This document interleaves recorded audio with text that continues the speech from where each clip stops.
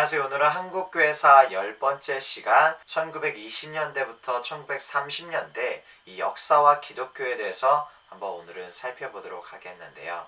우리가 이제 1919년에 이제 3.1 운동이 지나고 나서 일제에 큰 변화가 일어났는데 그것이 무엇이냐면은 일제강점기 초기에 무단정치, 헌병제에서 문화정치라고 해서 경찰제로 전환이 되어지게끔 되어지는데요. 그것은 이 3.1 운동과 같은 한국인의 강력한 저항에 대한 유화책으로 실시가 되어졌는데요. 이 각종 신문, 조선일보, 동아일보 등이 이 창간이 되어졌는데요. 언론 활동이 허용이 되어졌다라는 것이에요. 그리고 이 3.1 운동 이후에 이 패배감과 좌절감 그리고 해방에 대한 꿈이 사라지면서 퇴폐풍조가 만연하게끔 되어졌는데요. 그리고 이 두 번째로 세계적으로 세계 대공황이 일어났고 또한 일본의 수탈 정책이 더 강화되어졌는데요. 이 세계적인 대공황으로 인하여서 이 일본은 우리나라에 대한 그 수탈을 더 극대화시켰는데요. 그래서 이 농토를 빼앗긴 이들이 이 간도로 이주를 하는 일들도 또한 생겨나고요. 그리고 1923년에 이 관동 대학살 사건이 있는데 이 1923년 9월 1일 관동 지역에서 대지진이 일어나서 일본 관원과 자경단이 한국인과 일본 사회주의자를 학살한 사건인데요. 이 일제는 한국인이 폭동을 일으켰다라고 행하는 유언비어를 퍼뜨려서 민족배회주의자를 자극해서 수천 명에 이르는 무고한 사람들의 이 살상을 일으키는 데 조장을 하였는데요. 우리가 또 살펴볼 것은 무엇이냐면은 이 고려 공산당이 결성이 되어졌는데 이 연해주 지역의 이제 조선인들이 이 러시아 혁명에 참여하게끔 되어지면서 상해파와 노령파의 이 고려 공산당을 결성하게끔 되어지고요. 이들이 소련과 중국 그리고 국내 초기의 사회주의 운동에 중요한 역할을 하게끔 되어져요. 그리고 다시 조선 노동당이 또한 결성이 되어지게끔 되어지는데요. 이것은 서울에서 결성된 사회운동 단체인데요. 무산 노동자의 이 단결을 촉구하여 공산주의적 신사회 건설을 기도함이란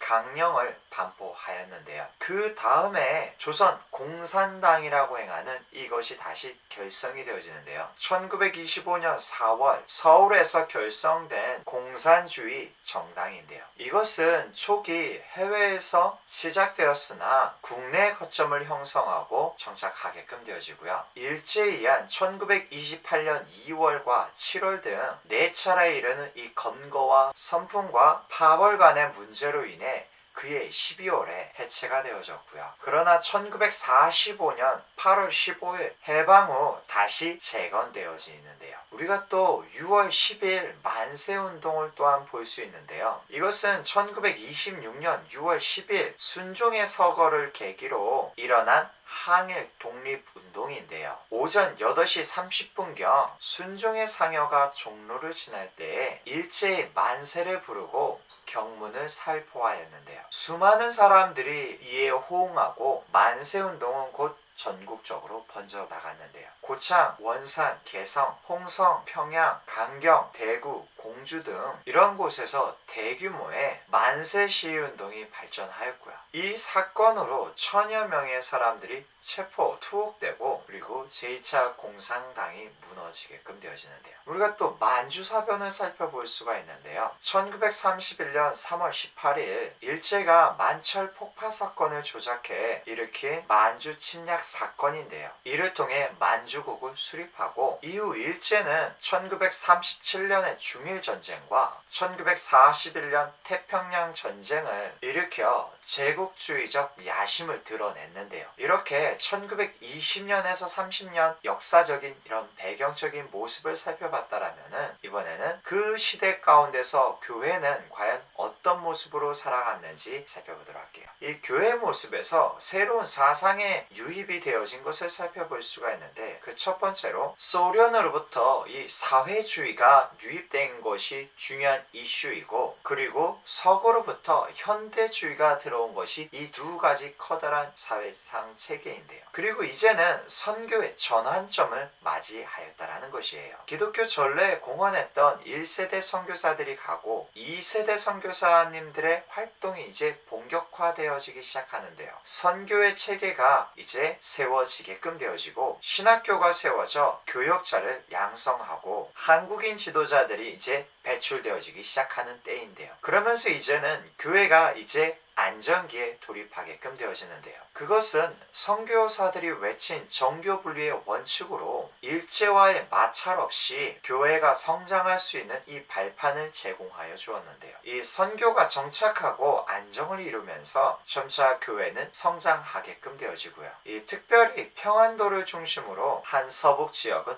비약적으로 이 교회가 발전하여 교인 수가 1000명을 넘는 교회들도 수십 에 이르렀고요. 이 헌금 액수도 많아져 교회를 짓고 증축하는 일들도 계속 이어졌고요. 이 소수였던 기독교가 이제는 사회에 영향을 끼칠 수 있는 세력으로 성장하게끔 되어졌고요. 그 다음으로 이 신학자들을 이제 배출하게끔 되어지는데요. 미국과 일본 등지로 유학을 하고 속속 귀국하게끔 되어지고요. 이 대표적으로 장로교회 박형롱, 김재준, 송창근, 이성휘, 최필금과 감리교회 양주살, 정경옥 등 자신이 속한 교단에서 활약하면서 신학의 정초기를 형성하게끔 되어지는데요. 그에 따르면서 이 교회 제도화에 대한 부정적 현상도 대두가 되어졌는데요. 교회가 성장하고 안정 단계에 이르면서 제도화된 교회로서의 부정적인 모습들을 노출하였는데요. 그 주요 사례들로는 자신들의 조직을 유지하기에 급급하였고요. 이 지적 수준이 낮은 교역자들이 맹신을 강조하였고요. 미신적 부흥의 운동이 또한 횡행하고 또한 선교사들이 한국인에 대한 횡포와 고자세를 들 수가 있고요. 선교사들과 한국 교인들 간의 이 갈등도 있게끔 되어지고 이 사회 문제에 대한 무관심과 교파 간의 마찰 그리고 사회주의 진보 계열장의 사람들이 교회에 대한 비판 그리고 지방색이 가미된 교권 분쟁의 징후들을 볼 수가 있고요. 이 같은 부정적인 현상들로 인해서 세인들로부터 초기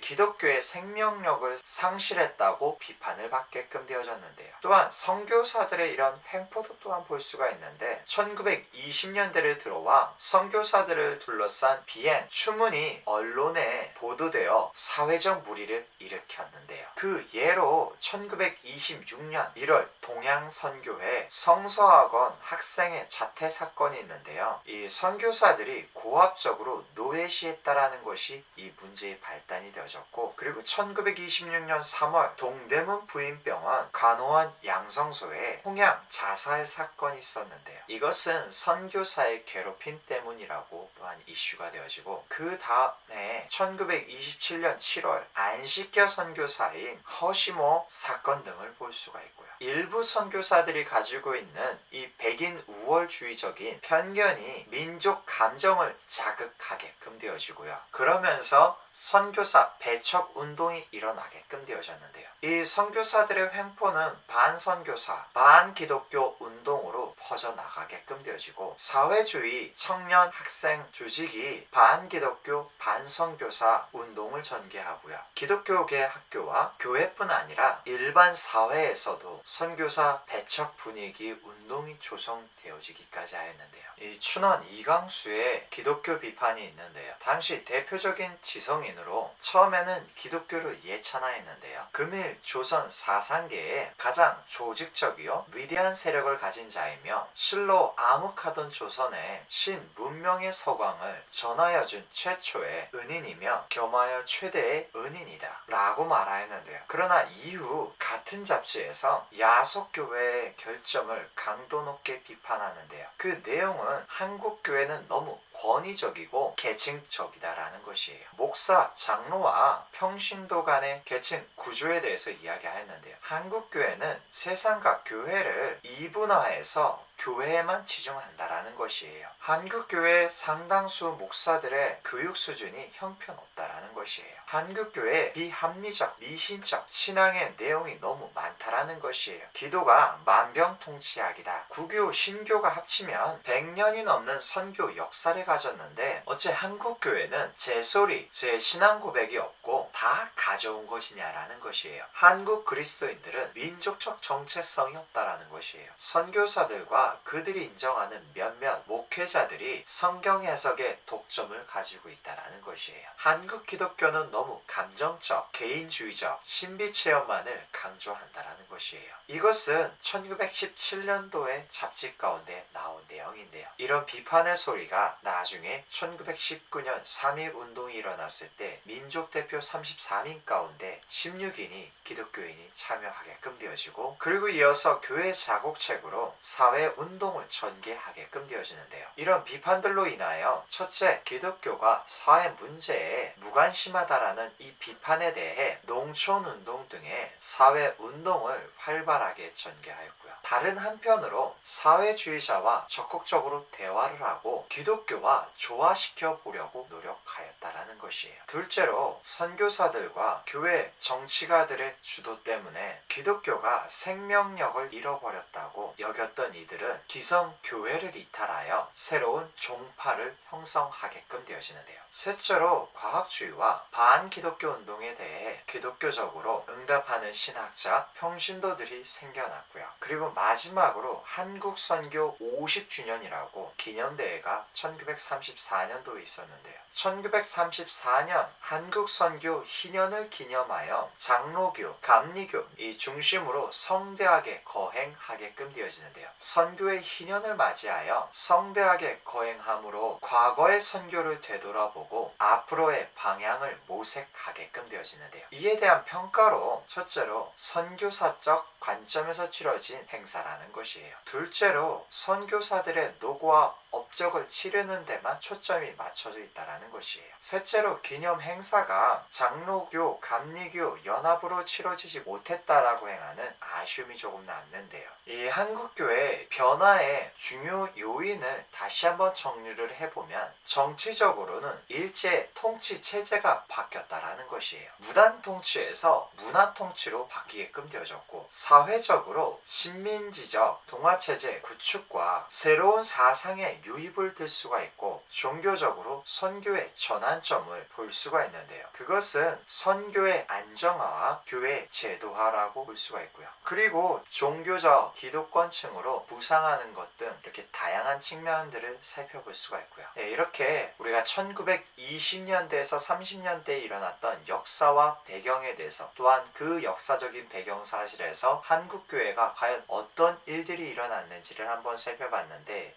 1920년대, 30년대 때 일어났던 일들과 또한 현재 일어나고 있는 그런 모습들의 부패한 모습들, 그 부패한 모습들이 있었다라면은 그것을 어떻게 타산지석을 삼아 다시 발전할 수 있는지 우리가 또한 역사 안에서 한번 살펴볼 수가 있고요. 네, 우리가 또한 다음 시간에는 이 한국교회에 많은 영향을 주고 있는 그 당시의 미국교회 상황 또한 우리에게 한번 살펴볼 수가 있는데요. 다음 시간 때 살펴보도록 하겠습니다.